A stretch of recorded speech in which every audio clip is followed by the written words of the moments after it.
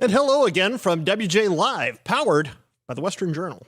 I'm Josh Manning, Deputy Managing Editor for the Western Journal. Joining me today, Caleb Gina, Joey Chester, both assignment editors for the Western Journal. Thank you for joining us today. When I last saw you, I told you a bold-faced lie, and that was that we would see you during Thanksgiving week. We did not see you during Thanksgiving week because you were busy doing stuff and we didn't have the show. So if you tuned in Monday for an episode last Monday and you didn't see us, I apologize. But we are back now and we're thrilled to be here. So big stuff kicking off the Christmas season here. None of it related to Christmas, though. Maybe some tangentially, but almost all of it political. Imagine that. We're going to be talking about the new Omicron variant of COVID-19. Is it big and bad? Is it mild? What does it mean for you and your Christmas? Joey's going to be talking about that. We're also going to be talking about a new anti-satellite weapon that the Russians are tinkering with right now and the real world repercussions we could see from that. But first off, going into super politics, we're going to talk about the Democratic nominee for president in 2024. Now, polling is out, folks. We love polling. People can't decide whether they think it is super useful or not, but everyone seems to report on the polls. And we have a Harris Hill poll today. That does not mean Kamala Harris. It's another Harris Hill. Yes. Try looking up Harris Hill poll results, but not finding Kamala stuff. It's challenging. Anyway, new information in there. Harris and the Hill reached out to about 939,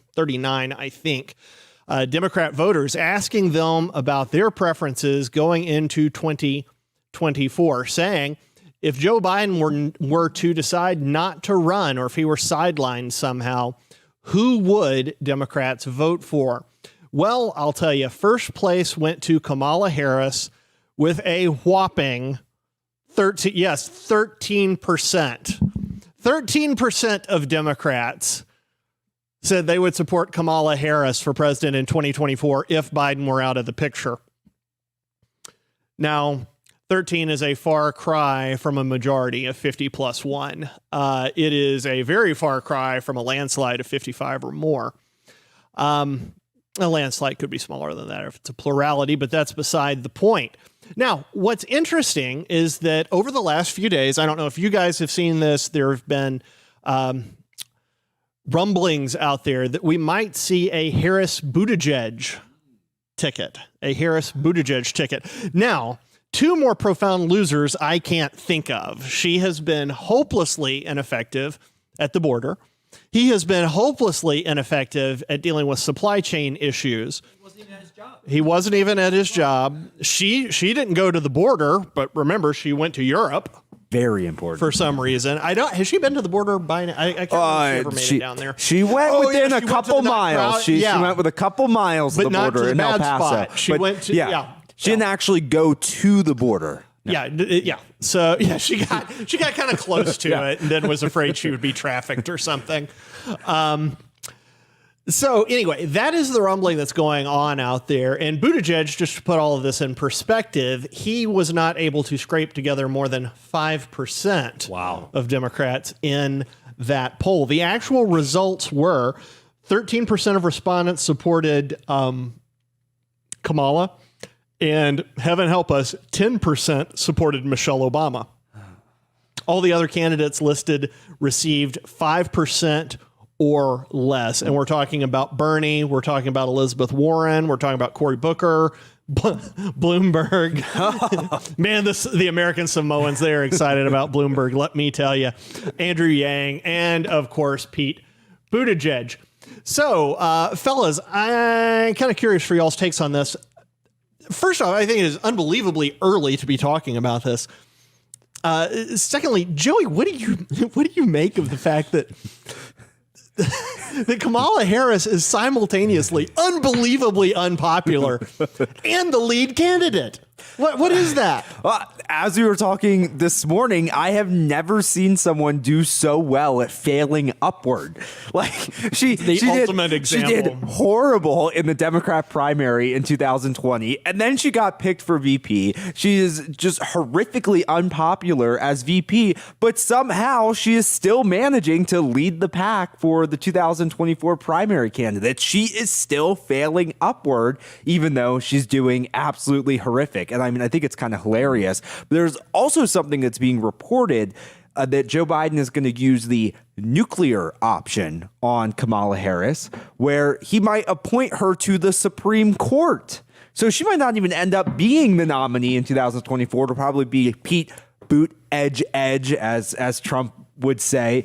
But I think it's pretty crazy. It shows the state the Democrat Party is in, the fact that they can't get a candidate that gets over 50% of the vote. I mean, if you go back and look at the 2016 primary, we had Trump, up in the 30s, 40s. Sometimes Ted Cruz was above 50%.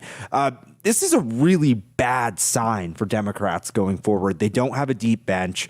Kamala Harris is a disaster, and she might not even be available to be a nominee in 2024. So things don't look good. Yeah, I agree completely. I was talking about their bench. I can't remember if we were talking about it in the office. I think so. Earlier today. I was thinking about it a couple of days ago. I remember seeing some press going into 2020 talking about how Biden was going to be a bridge candidate and essentially a bridge to all of these new wonderful Democrats. Yeah, they were supposed to have a right. super deep bench. Caleb, if they've got a deep bench, how in the world have they ended up with two losers? I mean, just they are literally losers. Yes. I'm not trying to be personal. They've been very successful in life. She's vice president of the United States. He's failing upward. A mayor. Failing upward. They've been successful in life, but with the things Biden has tasked them with, they've been utter failures. So how is it now that she's in the lead and people are saying, hey, what about a Harris Buttigieg take? How did that happen? Well, before I answer that, let's all just take a minute and imagine Kavanaugh and Harris being forced to work with each other for life. Oh, yeah, that would be pretty rich. I never thought of that. That would be pretty rich. But something else, just I think in general, and I think you raised this point, and it's a good one, it's not that they have not tried to give them wins. They've tried to give them big things. Oh, yeah. They've tried to give them little things. They've tried to give them easy things, and nothing sticks. Every single time they are like, well, let's make where the borders are. Disaster. They send her to Southeast Asia to do a public relations tour. Disaster. They send her to France to try and patch things up after the submarine deal gets torpedoed. Disaster. Every single thing they try and prop her up with, she's digging herself down deeper. And the irony is with Pete is he's not doing himself any favors, but he is more willing, I think, to be out there and still be visible. Like Harris, it feels like they're sequestering her for large stretches. And after 2 or 3 weeks where she's hid, they'll put her out in some very curated specific thing, and it still nosedives. Well, I don't know if you know how accurate what you just said is, but Joey said, all right, talk about the piece. There's a very interesting video earlier. Biden had a press conference on the new COVID variant, which I'll get to in a bit. And Fauci and Harris were, standing behind Biden, as often happens in these press conferences.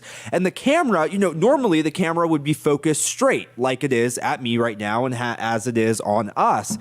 But the White House decided to angle the camera so it cut Kamala Harris out of the press conference. You're kidding me. So it was just Biden with Fauci in the background. Kamala from a weird angle. From a very weird angle. Did not look natural. It would be like if the camera was on over here and it was you two and I was completely cut out of it, but we were having the show. It would be very strange, but that's what happened to Kamala. Like they don't want her to be a part of the administration. They are cutting her out. And it's not good optics after all these articles have come out about how the administration's in disarray. Her comms director's quitting. Biden's comms director is quitting. At 9:30 at night, the White House says, we have every confidence in her. We love her and so then much. Her press person quits. Also, I mean, how bad of it is it that the people to judge took 2 months off of the job and no one noticed? No one noticed. If I didn't show up for work for 2 months, you'd probably notice. At least I would hope so. Come on. That feels by design as well. Yeah. Where they we know that this is going to blow up in our face. Let's absolutely just sit on this as long as possible and pray somehow it doesn't get out. Yeah. But again, no one noticed. the naivety of these people, or just the willful ignorance. Yeah. That they think that they can manage these cascading PR disasters, and they're just compounding the problems they're trying to solve. Just gets worse. It's hard to tell which it is. Proverbs is really clear about what happens when you send a fool to do a job for you. And that is what this sort of looks like. Yeah. I mean, Biden has chosen a couple people who are fairly foolish, seemingly, certainly by seemingly by scriptural standards, and they seem to be wholly ineffectual.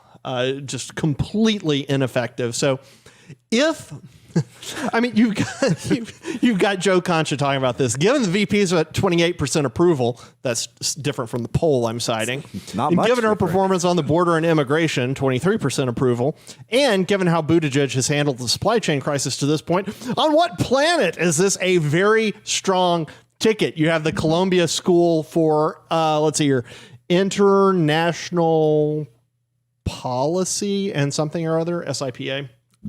Can't interpret the initials right here, but they're saying that it looks like, I mean, it's just crazy. So if the bench is deep, presumably you don't go to two losers. You only go to two losers when you got nothing but worse losers on your bench.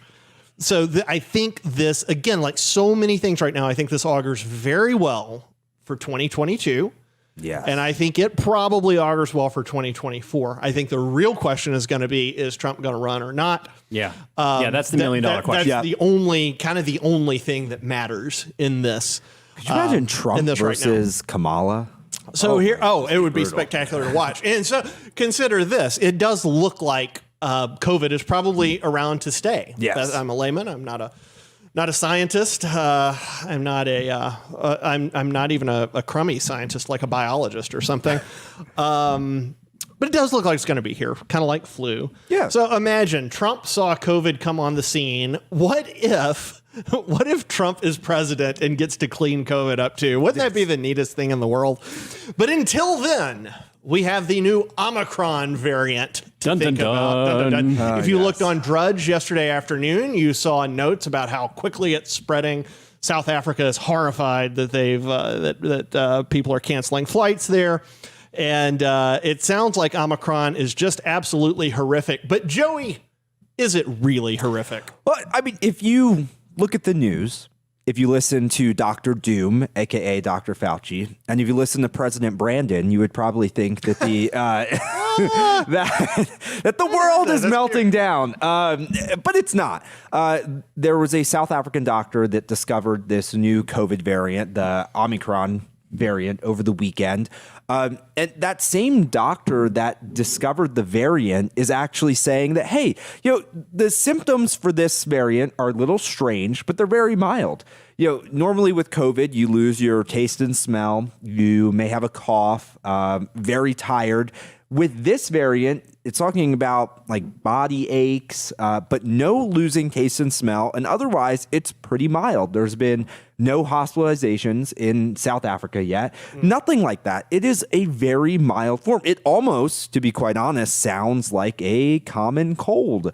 So it's actually almost better than Delta and some of these other variants that we've seen so far. But nonetheless, the Dow crashed 900 points on Friday, and the world is melting down over it. You have Fauci saying that lockdowns are not off the table. You have Biden saying that lockdowns aren't on the table yet, and that the only way out is to have the whole world vaccinated, which is a really stupid position because every time there's a new variant, it works less and less against the vaccine. So what are you going to do? Rush to create a new vaccine every year? Like, that's absurd. We're just gonna, places are still suffering too. Israel's exactly. getting destroyed. Vermont's getting hit hard. They have super high vaccination rates. Are we going to inject ourselves with 20 different vaccines every year to try to fight against each variant? Oh, the profits for Pfizer. I would love that. They would love it. Beautiful. Yeah. So, I mean, overall, the symptoms are really mild. I don't think it's super rapidly spreading like Delta does. It's just a mild form of the COVID variant.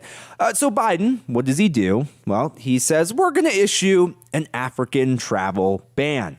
But he waits to issue it until Monday, because apparently the Omicron variant doesn't spread over weekends. It only spreads during the work week. That's the same way the original variant doesn't spread at Black Lives Matter events. Or after 10 p.m. or anything like that. Yes. It's crazy how that has a comment. So I would like to just show a couple tweets, one from President Brandon and the other one from Nancy Pelosi, showing what they thought when Trump issued a travel ban to Africa. Trump, he extends the travel ban. It's designed to make it harder for black and brown people to immigrate to the United States.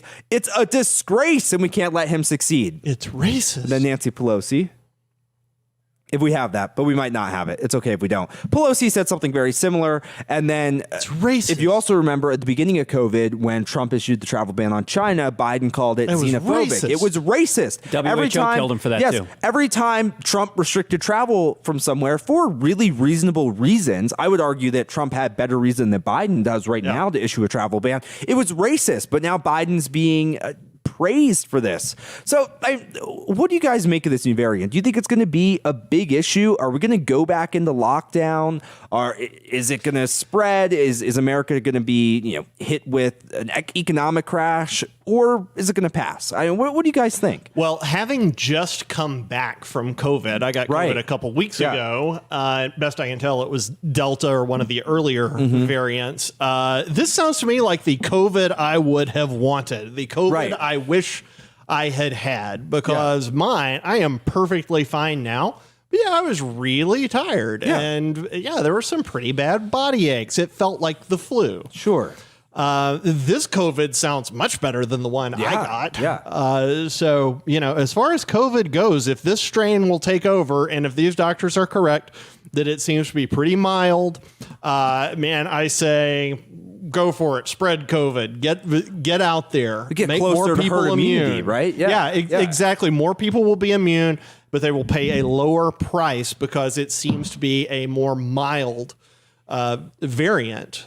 So but Joey, it's like I was saying a minute ago, at some point we're going to have to start viewing this as the flu. I don't know what that point is. Again, I'm not a real scientist like a mathematician or a physicist, and I'm not even a dumb scientist like a biologist. But at some point you've got to start thinking like, okay, this thing is here to stay. Yeah, I think there's 2 points I want to raise, and I think you raised the first one, and I think it's absolutely solid, which is, what do we know? We know that the vaccines do not prevent transmission or infection of Omicron. And we know that because the 2 people that brought the new variant to Australia were fully vaccinated. So like Delta, this thing looks to be able to outflank the infection and transmission aspects of the vaccine design. But I think that also just goes out to a larger point I want to make, which is the left likes to make it seem like the vaccine is going to be the silver bullet, right? Yeah. We get everybody with the shot in their arms, everything goes away, and we can all join hands and sing Kumbaya. The reality is this virus is going to mutate faster than our ability to generate boosters or alternative vaccines to fight it. So this idea that we're going to be able to just keep altering the boosters and take shots forever, this virus will outpace our ability to keep up with it just with what it naturally mutates in nature. So this idea, again, that when they say, oh, get the vaccine, this is all going to end. In reality, like you two have said, COVID is here to stay. And there will be, I think, different variants, some a little bit more damaging like Delta, maybe some like Omicron that seem to be a little bit less so. But we all have to make our peace with this thing in one way or another. And the vaccine is not going to be this blanket savior for everything. Yeah, it's why it blows my mind. Biden said today in his press conference, he said, there won't be a new normal until everyone is vaccinated. And that just, it blows my mind. Like, I've been living normal life for pretty much the last year and a half. Me too. I have zero fear of COVID. I do not wear a mask anywhere. I am unvaccinated. I have not gotten COVID to my knowledge, and I've been fine. I have zero fear of COVID. When I saw the news over the weekend about Omicron, I have zero fear of the new variant. I just know that we're going to have to live with it and that people can make decisions that are best for them. What I do fear is tyrannical leaders like Joe Biden and Nancy Pelosi and Chuck Schumer and all these radical leftist governors governors who want to put states and the federal government back into lockdown, want to tank the economy, force us to wear masks, force us to get unknown injections in our arms. That's what I fear more than the virus. Those people are the virus, not the coronavirus. So I don't worry about it. I think that the variant is not much to worry about. Like I said, I worry about the tyrannical leaders who are going to use this to crack down on the American people more until the midterms are over, maybe 2024. Then it'll be like COVID never happened. Yeah. And, if you're anybody born in the last 5 years or so, 10, 15 years from now, COVID's going to seem like completely normal to them. Yeah, that's the reality you're presented with. If all of a sudden, you ever wondered what it was like when people immigrated to the United States, to North America for the first time and saw tornadoes? We're essentially the only place tornadoes occur. Imagine how horrifying that was, especially after you lose some friends to one of those and you think, good Lord, how can I ever live in an environment that's like this? Well, we find a way. It's the same thing we've done with the flu. It's the same thing we've done with all sorts of other stuff. And by the way, the genetic research that's happening, as far as, and I know a lot of people are skeptical about the RNA research and those sorts of things. There is huge potential there to actually be able to nuke other diseases with the research we're doing right now on COVID. So some good is going to come out of this. But what it comes down to is life is dangerous. There are no guarantees. You can maximize your chances of survival by minimizing the risks you take, and that will lead you to lead an unbelievably sad, boring life. Don't do that. Get out there, live life, and roll with the punches. Just deal with it. And what's interesting, when I got COVID, a ton of people, there's just like a kind of mini outbreak here in Phoenix with like lots of people that we all knew getting it, and everybody's fine. I have a friend who is in his 90s who got it. He had to go to the hospital for a little while. He's back home and recovering. Wow. Thank God. It's hard. It's awful. It's not pleasant, but there are all sorts of things that will get us. Sit outside long enough in the sun, the thing that gives us life, will kill you. Yeah. It'll kill you. Drink enough water, you'll die. We're fragile. We're fragile creatures, and we just kind of have to accept that. All right, so that's it for Omicron. Let's now talk space, specifically space and the post-Cold War and those darn Russians and what they're up to. They're working on new anti-satellite weaponry. If you're not familiar with anti-satellite weaponry, it should worry you. This is the kind of thing that can leave the United States deaf and dumb to attacks overseas as well as domestic attacks. And that is the big advantage that we have. Yeah, we have lots of unbelievable weapons, lots of hardware, incredible weapon platforms, but without the ability to target those and see the situation on the ground, they're not just that helpful. Anti-satellite weapons are a massive threat to United States national security, and the Russians are working on a way to circumvent that security. Caleb, what you have? So a word that you use that I think applies to this extremely nicely is fragile. So we all have this perception that space is going to be there forever and we're going to innovate our way to it and we're all going to be living on Mars and Elon Musk's utopia and all that's going to happen. But in reality, I think a lot of experts know that our capacity to reach low Earth orbit for humanitarian or military reasons is much more fragile than people realize.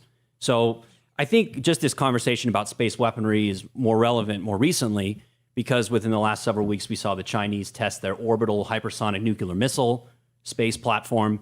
And then in the last week, Space Command came out and affirmed that the Russians conducted, like you said, an anti-satellite test on one of their old pieces of hardware. I think it was a 1982 intelligence satellite that they blew out of the sky. Now, of course, we didn't get any advance warning of this. They just decided to fire up a intercontinental ballistic missile on a vertical trajectory and shoot down one of their own satellites. And this all sounds like something that's very far away and distant and like, oh, well, it's the infinite vastness of space. Like, why does this really matter? But in reality, I think people that are space geeks like myself, I mean, I'm outing myself here on the show, but it is what it is. Space weirdos like me have kind of this awareness that space junk actively now is a serious problem. So I don't know if you out there or you two have seen the movie Gravity. That's kind of the thing I'm talking about, where there's like just massive clouds of debris that are orbiting the Earth at 17 plus thousand miles an hour. So the real threat that an ASAT attack poses, yes, absolutely would leave our hardware disabled, so we wouldn't be able to use the best military assets that we have. But I think a truly large-scale ASAT attack, like the ones that the Russians were bragging about, they had some Kremlin official out there saying like, oh, well, we just shoot down 32 NATO satellites and we totally emasculate their armed forces in one foul swoop. In reality, I think the implications of if they actually did that are enormous. So in 1978, NASA had a satellite or a scientist named Donald J. Kessler. And Kessler in the astro community is famous for coming up with the very appropriately named Kessler syndrome. Essentially, he hypothesized that if there was a critical mass of space junk in low Earth orbit and it reached, this certain threshold, eventually what would happen is there would be so many pieces in orbit, they would be constantly colliding with each other, creating even more debris. And this would basically make an irreversible cascade where pieces would be colliding with each other and make a debris field around the entire world, which would destroy every satellite we have in orbit, including the International Space Station. And it would render space inaccessible permanently, or at least until we figured out some mechanism to pull all of that debris out of low Earth orbit. So even the ASAT attack that we saw this week, Space Command said that it produced 1,500 pieces of space debris that are above, like a softball size. But he said it created hundreds of thousands of smaller pieces of debris. And these are literal, like, orbital bullets that are spinning around the Earth at a tremendous speed.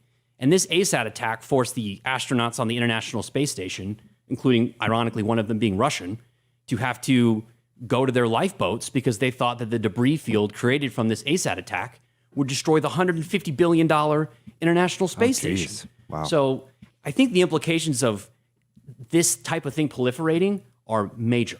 And if truly people start to conduct these tests like it's something, let's just try out this weapon capacity, that could have like serious consequences for space travel.